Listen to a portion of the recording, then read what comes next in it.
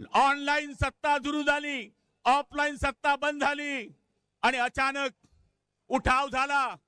उठावामध्ये आमदारांनी निश्चय केला की होय, आम्हाला शिवसेना प्रमुखांची शिवसेना वाचवायची आहे. म्हणून सगळे शिंदे साहेबांकडे जायला लागले, काम करून घ्यायला लागले.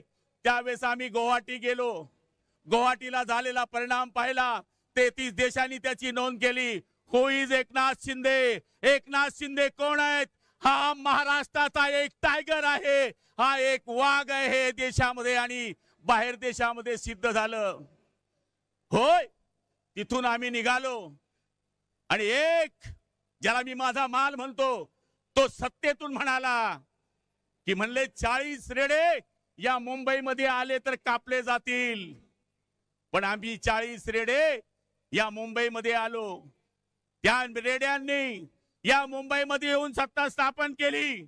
आणि आज मला सांगायला आनंद वाटतोय की आमच्यावर जी टीका होते आहे की आदरणीय एकनाथ शिंदे साहेबांनी 6 खासदार या ठिकाणी ऑपरेशन टायगरने केले आणि काल ते बोलले यांना मारा, यांना ठोका, साले, भडवे, रेडे अशा पद्धतीनं वाखोल्या व्हायला गेल्या. अरे रावसाहेब, तुम्हाला मराठीत बोलता येतं. जर गुलाबरावाच्या पाटलाची आईराणीची शिवी जर तू ऐकली ना, आई शपथ तू जागेवरून 4 दिवस उठणार नाही. याचं कारण आज या शिंदे साहेबांनी हे दाखवून दिलंय आणि ते यांच्यावर आव्हान करतायत. हवाओं को निगलना चाहते हैं, हद से भी गुजरना चाहते हैं, किनारों की हिम्मत तो देखिए, समंदर को निगलना चाहते हैं. आज या माणसानं सर्वसाधारण माणसांकरता ही शिवसेना ठांगली. माझा विश्वास आहे आत्मा अमर आहे. आज बाळासाहेबांचा आत्मा या हॉलमध्ये असेल आणि तो आदरणीय एकनाथ शिंदे साहेबांना आशीर्वाद देत असेल की माझ्या बहादरा, शाबास, तू माझी खरी शिवसेना या ठिकाणी वाचवलीस. म्हणून आमच्या बदनाम्या सुरू है.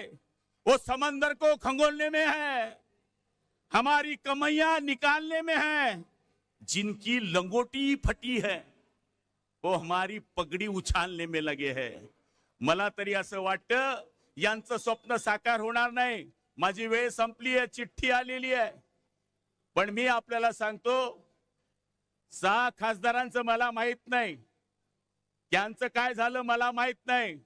पण आता त्यांचं जे पोरग आहे ते माझ्या पोराच्या वयाचं आहे.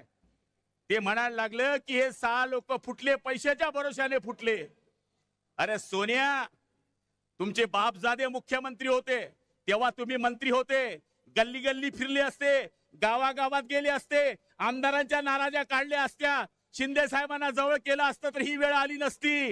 नाहीतर एकीकडे बघा, एक माजी मुख्यमंत्री आणि सध्याच्या उपमुख्यमंत्र्यांचा मुलगा गावागावात जातोय, जिल्ह्या जिल्ह्यात जातोय, शिवसेना बांधतोय, BLAचं काम करतोय, या ठिकाणी SIRचं काम करतोय, उन्हामध्ये फिरतोय. हेच काम जर तू केलं असतं माझ्या सोनिया तर हे दिवस आले नसते. म्हणून मी आज सांगतोय उद्याचे दिवस चांगले आहे आणि मला खात्री आहे शिंदे साहेब, सगळ्यात मोठी श्रीमंती काय असते? त्यांची अपत्य. तुम्हाला एक मुलगा आलाय आणि तो सोन्यासारखा आलाय, हीच तुमची श्रीमंती आहे.